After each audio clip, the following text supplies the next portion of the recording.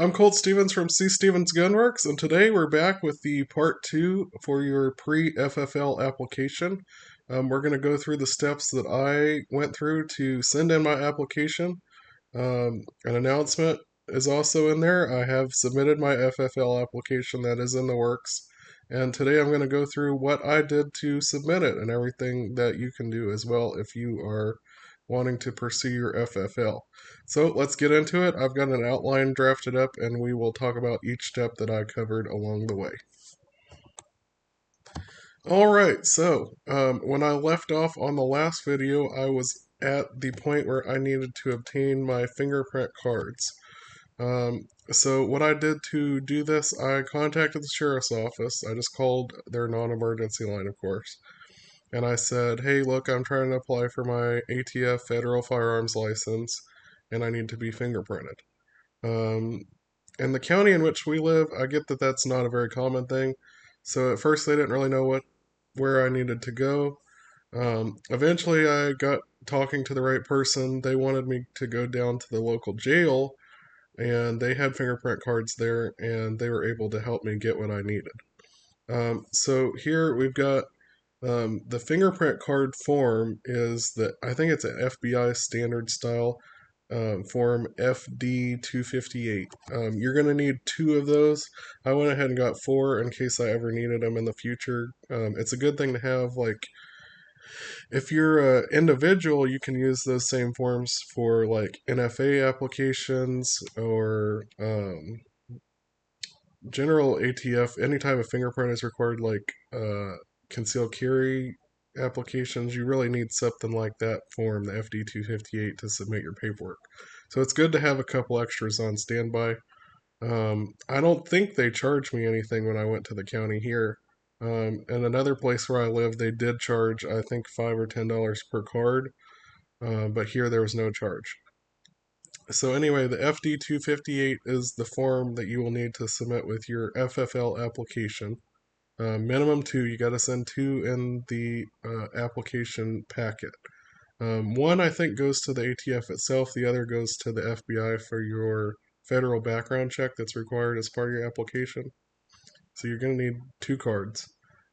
You don't have to print these. Usually they have the FD-258 at the sheriff's office, or in my case at the jail. They had those on standby.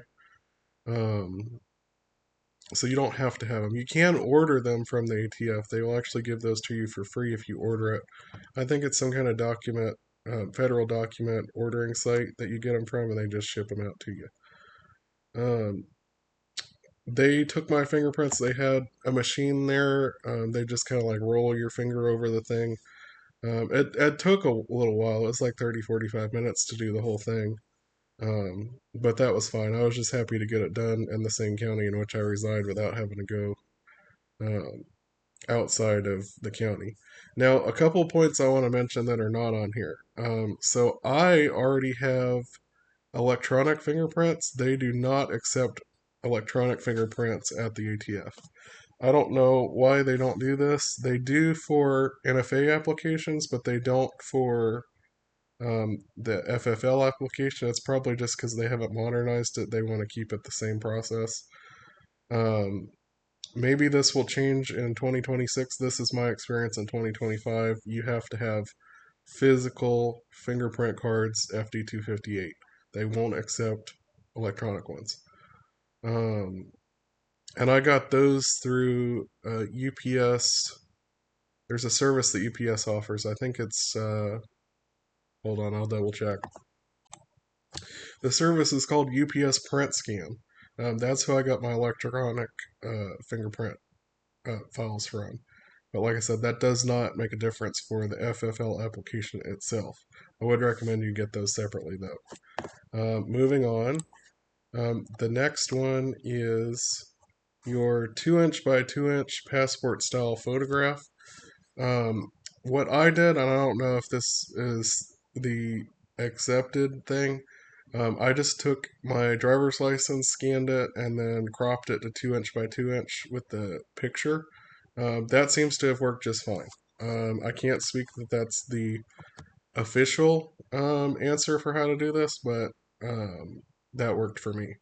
In the past, when we had dealt with people for NFA items, I would recommend you go to like Walgreens, and they have a service where they will take your picture like for a passport picture that you have to have the same kind of 2-inch photograph.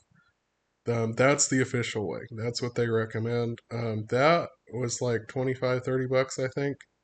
Um, and then they charge you a little bit extra, like $5 each for each copy. But if you want to do it the regular way, just like I did, this is fine too. That's worked so far. You have to include that. I think they wanted the last four of my social, my date of birth, and my name on the back of the picture, and they wanted it either stapled or paper clipped to the application itself, if I remember right. There's like a little spot where they want you to put it on the form itself. Don't glue it or anything down to it because they'll have to remove it. So, paperclip is probably the best so you don't get holes in your picture. The next one is zoning compliance.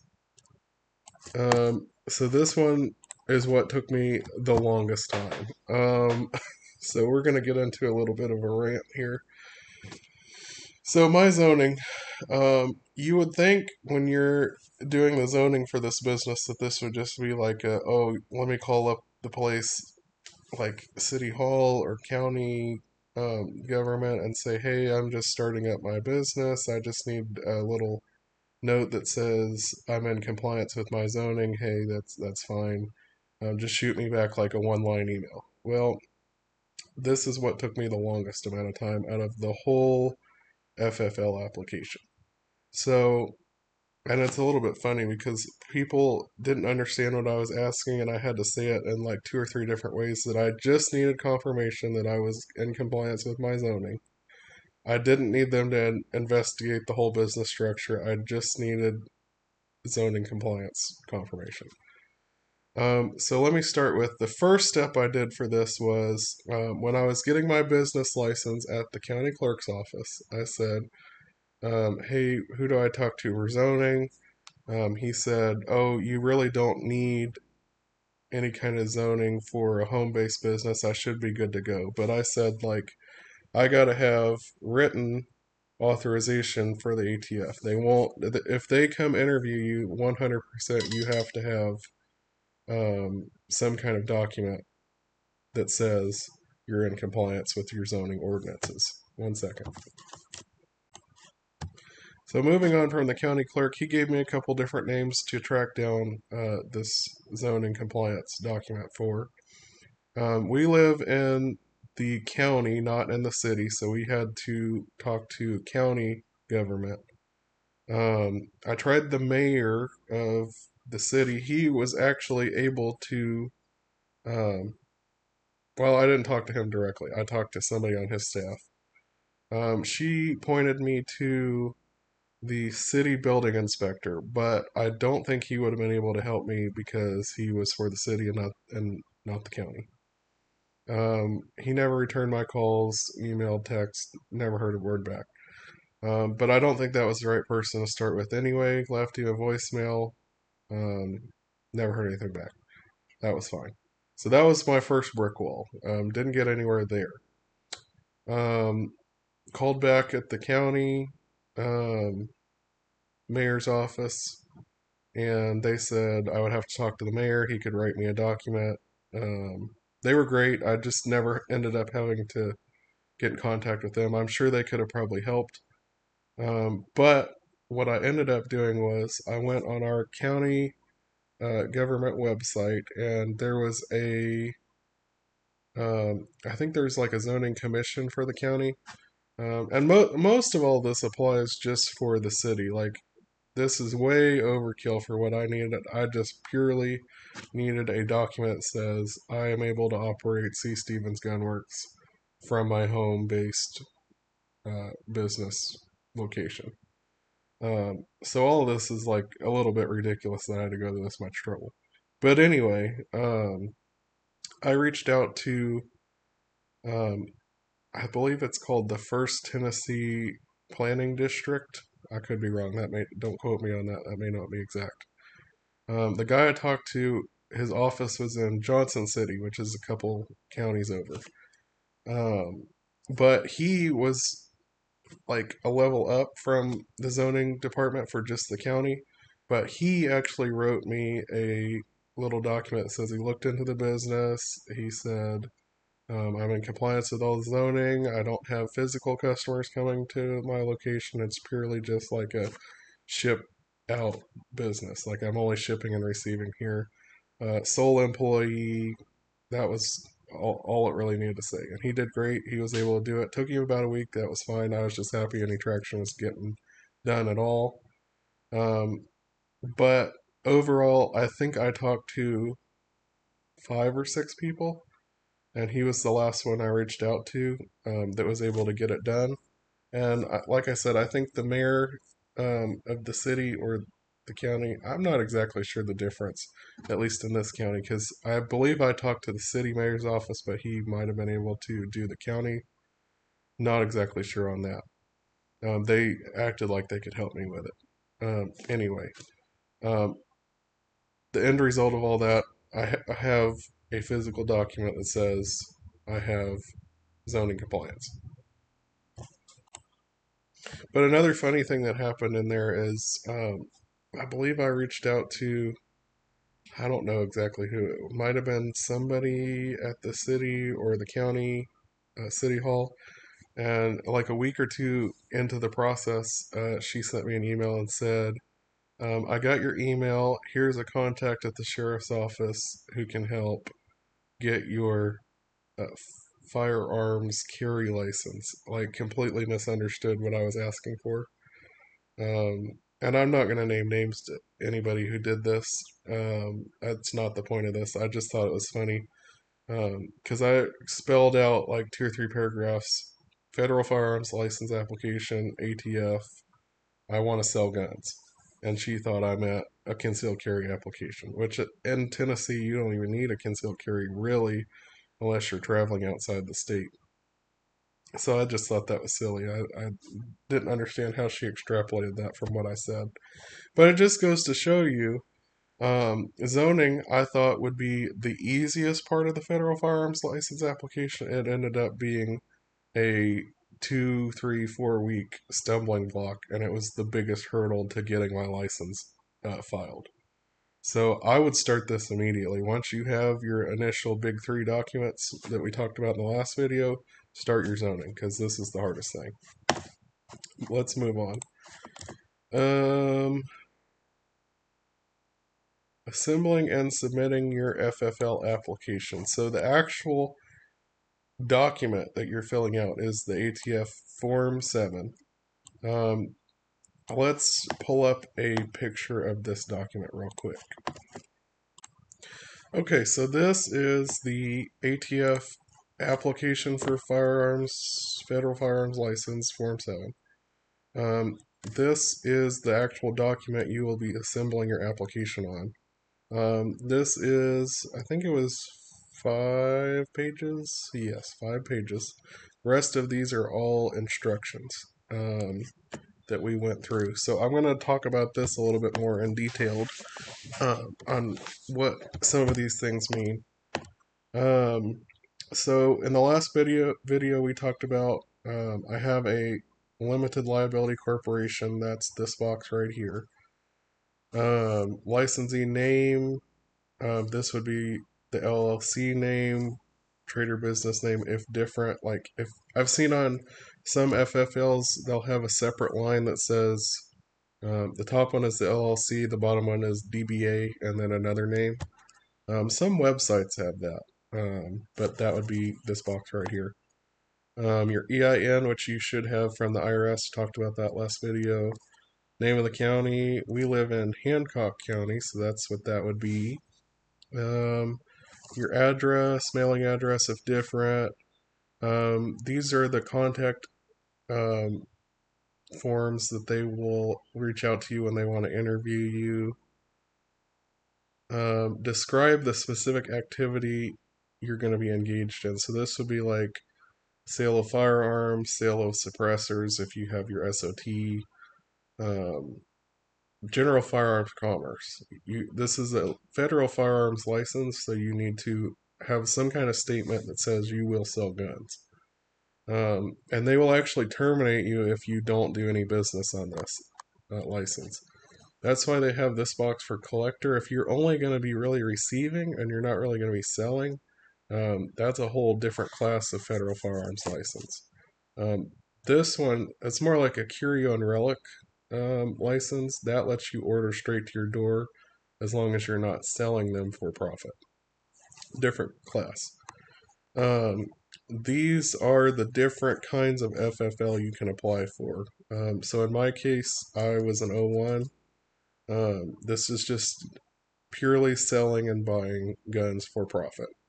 You can do pawnbroker, which means you're going to take in and give out, but they still kind of retain ownership rights. It's not a pure buying and selling.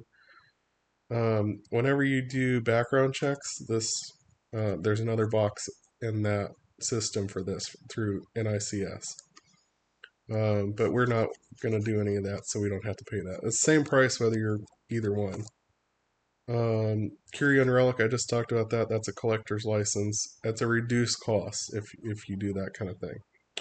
Then we get into manufacturer. We were in 07 at one point under the old license. That was this box. I believe you have to pay 200 and then at 150, so 350 every 3 years for that one. We never did ammunition, but that is actually covered under that because everyone covers these underneath it. But 07, we were a manufacturer of guns. Importer, we talked about doing an importer one time, but we didn't really know. We didn't have the connections overseas to pull that off. If you're a manufacturer, you already have the ability to laser engrave stuff that you also have to do for importer. So those kind of are the same physical process of how to make that happen. Importer gets into a lot of overseas commerce and like Trade Department, and it's a lot more than just $150, so beware of that. Destructive devices, we never handled anything of that nature. That was too exciting for us. We never got into any of these. So this is how you pay for your application. It's $200. You can do a check. You can do money order. I just paid by card. That was fine. I don't think they accept cash. I wouldn't put cash in the envelope anyway. So you just pay $200. If you do check or card instead of money order, you'll be able to track when they cash your check or money order, or, well, not money order, but card. And to me, I believe that's when your time actually starts. When they have your application, they cash your money, they start working on it. So that to me told me I was actually in the works, and they did cash my money, so I'm in the process. And then it's just signature date pretty much. They want to know your store hours. This is the same hours that they will be able to come and audit you at any point. So you just need to be at your premises during these business hours, or at least able to answer the phone. That's the important thing. Did you inherit this business? No. Different kind of zoning. This is where you got to have that zoning document. And you got to, like in my case, single family dwelling. That's what we are. Check that box. There's all kinds of different zoning situations that they cover here. And they talk about what is your ownership situation. That's all right here. Do you intend to sell firearms at gun shows or conduct internet sales? That would be a yes. I'm not sure why they differentiate these two. Nowadays, I'd imagine just about everybody would say yes to this because gun shows or internet sales kind of covers a wide range of sales. So I would just hit yes no matter what, in case you do. This one is kind of a trick question right here. This one you got to answer no. Do you intend to use your license only to acquire firearms to enhance your personal collection? If you answered yes on this one, they would reject your application because This one is for buying and selling. This one is only for buying. So that's the difference here. So make sure you're careful on that. Okay, the next one here is your chief law enforcement officer. They need a copy of this whole document minus your payment information. I just redacted my payment and emailed them a copy to the sheriff's office, and that was sufficient. You can also just drop it off in person. I think you can fax it as well. Okay, and then they have some disclaimers, I think. Business activity to be conducted is not prohibited by the state or local law. Complies with zoning ordinances. Let's make sure you got to have your zoning compliance document. That's what this box is again.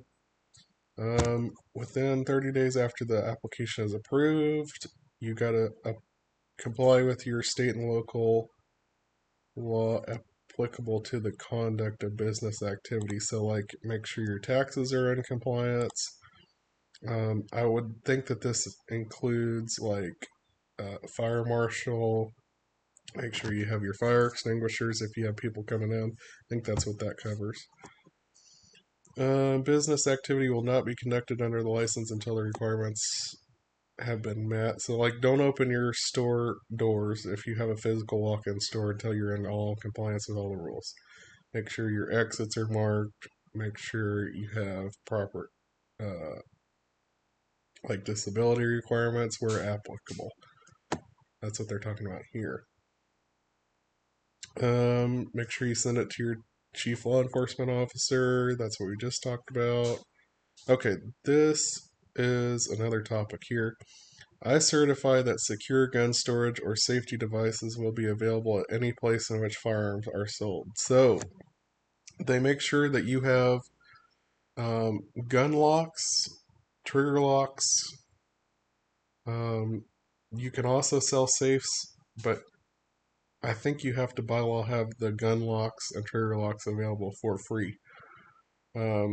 That's some kind of law that they passed, I think, in the early 2000s.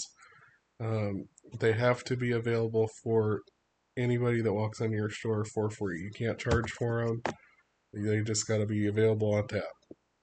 When we were in this physical store, we didn't really get rid of any of those. We just had way more of them come in, and we were just giving them away for free.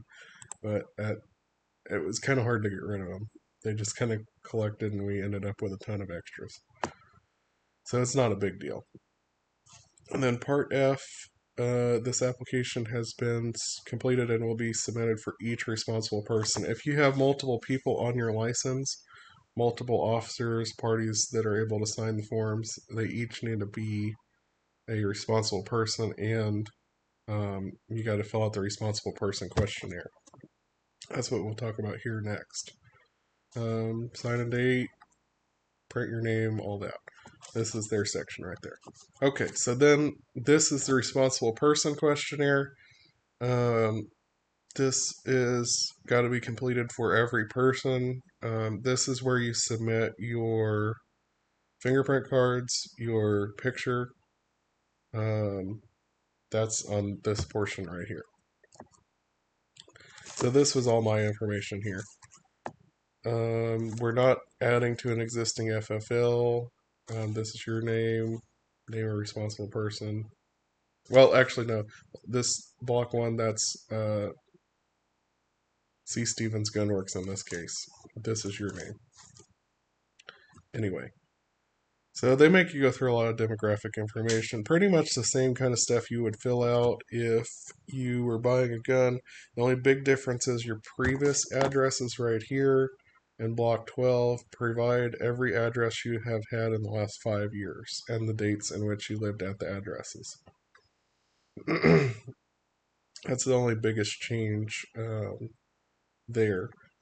So some of these are the same as the gun purchase form, the ATF 4473. The biggest difference is the FFL information. Have you ever held a license? Have you ever been a responsible person on a license? You ever been an officer for an FFL? Ever been an employee, etc.? Denied? Ever had one revoked? That's the biggest differences. In my case, I had worked for an FFL, so I had to list the previous FFL number. And who knows, that might even speed up my application because I already have a lot of this detail done, and I know how the stuff works. But of course, they can't say that on their official timeline. But all this is standard stuff: signature, printed name, date. Okay, so this is where they talk about 2" by 2" passport ready or passport style picture. Gotta be taken in the last 6 months. Must have been taken in full face view without a hat or head covering that obscures the hair or hairline. On the back of the photograph, print full name, last four of social security number, and business address. What I did was I just took my 2" by 2" picture and put a little paper clip on it to the side right there, and that was good enough for this. So at that point, that is the application filled out.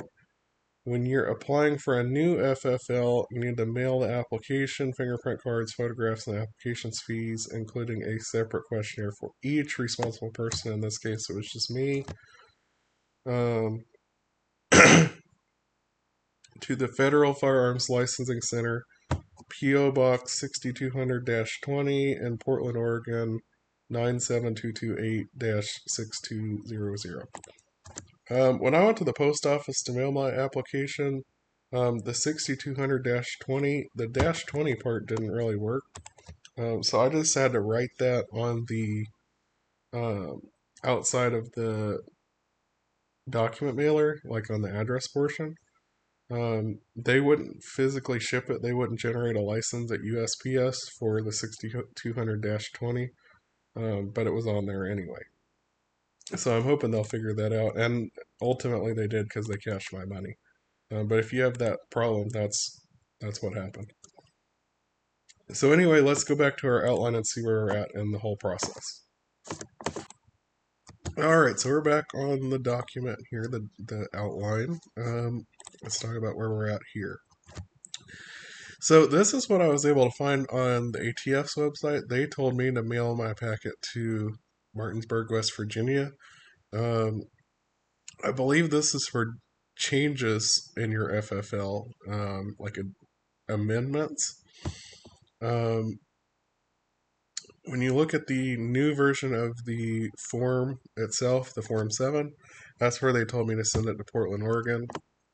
So I don't know, I wouldn't trust sending it to Martinsburg without knowing for sure. But I'm just going by what was on the form itself, and I would not mail it there. Anyway, let's go to page 2. Make sure you get a trackable method. If they lose your form, you just need to be able to track it, and especially if you have a money order in there, because anybody could cash those. But I would do like a check or card, and make sure you have a tracking number. Anyway, so once you have your application sent in, this is the waiting game. So your application officially begins when your $200 payment clears. May send a confirmation letter with your application tracking number. I've not gotten that so far. Haven't heard anything like that.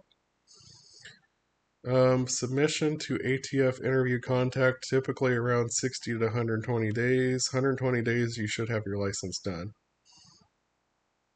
Interview to FFL issuance, 30 to 60 days. Total time could be 3 to 6 months. I don't think it'll be more than 4 months, though, but I could be wrong. We'll see. I'm expecting I should have the interview done by the end of July, so I should have this all done in August, I think. Okay, so let's talk about the interview. So the ATF will assign an Industry Operations Investigator from your local ATF field office. I think there's one in Knoxville, I'm not 100% sure. They're going to come out here and talk to me and make sure I know how to comply with all of the legal process for buying and selling guns. So this is your ATF Form 4473. You need to be able to record a sale run the background check, get set up with NICS, NICS, National Instant Check Service. You got to make sure you have your youth handgun postings up if you have a retail store. Safe storage is another one. You got to have safe storage. You got to be able to make sure if somebody breaks into your location, they're not just going to steal all of your inventory. And they do look at that. They actually host a conference. I want to say they do it multiple times a year that you can go to, and this is something the ATF puts on. And they'll walk through some of the things that you can do to prevent theft. And they go over what has worked and what hasn't worked. We attended one of those, and they were showing videos of like armed gangs coming into FFLs, and like they were putting welding torches to doors, like sealed doors, to get in. And they'd walk up with like, I don't know, 10, 15 guys full of ARs in hand, ready to rob the whole place. Like, at that point, there's no stopping them. They're just going to come in. There's still things you can do to mitigate that. Like they were talking about um, concrete pylons so they can't just drive through your front glass uh, storefront. Making sure you have like bars on your windows. The doors need to be of satisfactory durability. Things like that. I heard one time somebody cut a hole in the roof to get in one building, and that happened not too far down the street from where we had the previous storefront. That did happen like 20 years ago. That was in the early 2000s, but it just goes to show if they want to get in, they're going to get in, but you need to make it as difficult as possible to deter that and make them consider somewhere else first before you. You need to be a hard target. You don't need to be a soft target. Anyway, that's one of the things they look for. But they will reach out to you or me at this point, 60 days in probably, to come out and interview and look at my operation and see how I have things ready to go. It's probably going to be like a 2-hour interview, but it's mostly about how to do this correctly. In my case, I already know. And this is the kind of things they're talking about: firearms security measures, safes, alarms, record keeping, the bound book, your acquisition and disposition records. In our case, we do it electronically, existing, and I just plan to keep doing that the same way. NICS background checks, National Instant Check Service, they got to set you up an account and walk you through how to do it. Prohibited persons, that's mostly, these two kind of go hand in hand. If it's prohibited, if you're prohibited in trying to buy a gun, you should already know you shouldn't be buying a gun. And we've been surprised before. People come in to buy a gun, and some people don't know they're prohibited, but I think some did, and they're not really shocked when they find out they can't buy a gun, but they just want to test it and confirm. So it's important you do the National Instant Check Service. That's really required, and they'll walk you through how to do that. Compliance with all federal, state, and local laws. I'll give you an example of this. So, like, North Carolina used to have the handgun permit system. If you wanted to buy a handgun, you had to pay your local sheriff's office $5 and go through a little process. We had to retain that little piece of paper for every handgun. Or if you had a concealed carry, you basically had an all access pass. We just had to make a copy of it. But like, you could buy a rifle all day long, but if you bought a handgun, you had to have that permit or a concealed carry. Otherwise, there were no handgun sales.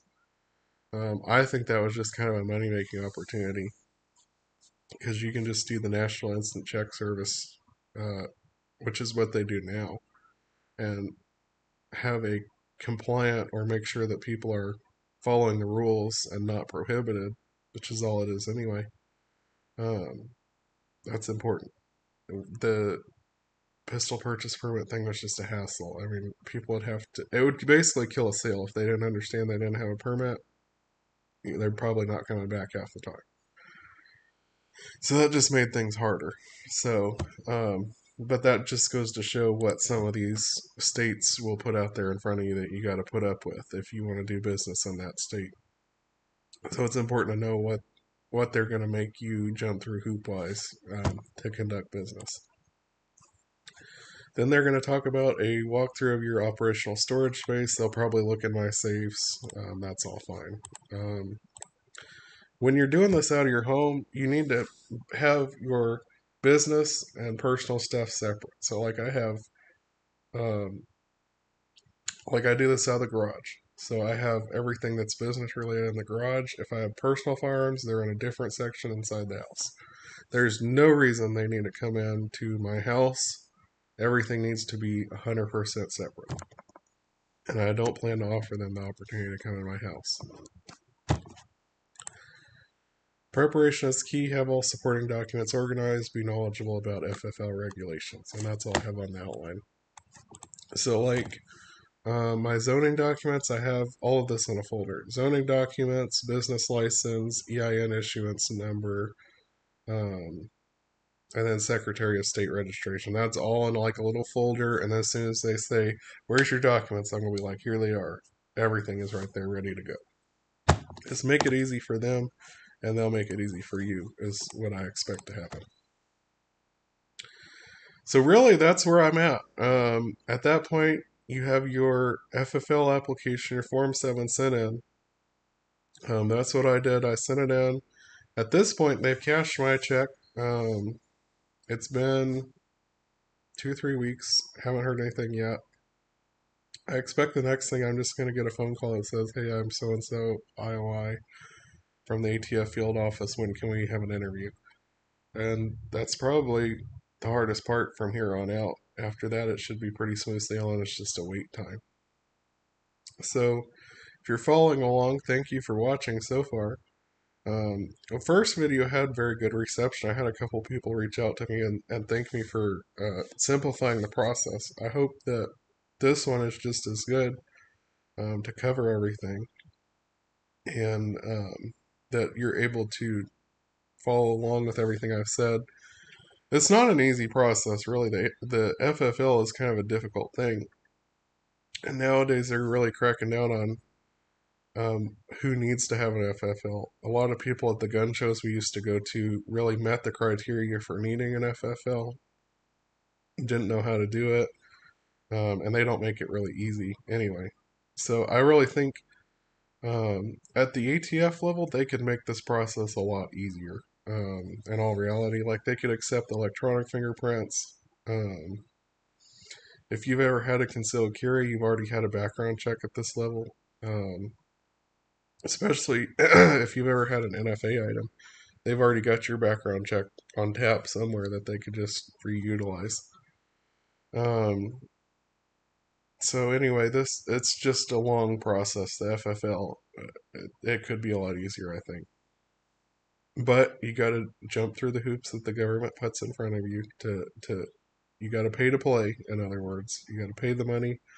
You got to write all the documents out. You got to follow everything to a T. Otherwise, they will shut you down and not let you sell guns. So that has been the pre-FFL analysis. Again, I thank you for watching. If you have any questions, feel free to reach out. Comments are wonderful on the videos. You can also reach out to us personally through the website, which that's another thing. The website, I got a little banner down here. cstevensgw.com is our website. We have the store is now open on there. We can't sell guns yet because I, of course, don't have the FFL.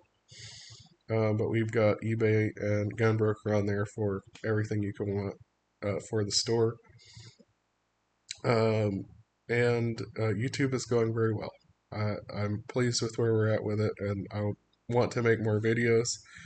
Things are just hectic with starting up a business. It's hard to get everything in order and chase down every little thing like zoning.